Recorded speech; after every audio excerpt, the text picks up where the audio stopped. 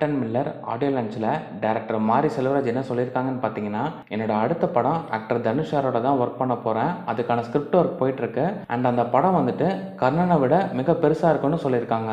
பைரி மூவியோட first single நீ பார்க்கும் பார்வை சாங் வந்துட்டு இப்போ ரிலீஸ் பண்ணியிருக்காங்க.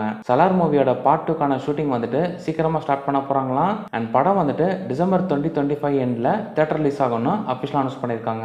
டேரக்டர் நிகேஷ் டைரக்ஷனில் ஆக்டர் ஜி பிரகாஷ் ஆக்ட் பண்ணி மியூசிக் பண்ணியிருக்கிற படம் தான் ரெபல். இந்த மூவிக்கு இப்ப சென்சார் போர்ட்ல இருந்து யூஎஸ் சர்டிபிகேட் கொடுத்திருக்காங்க.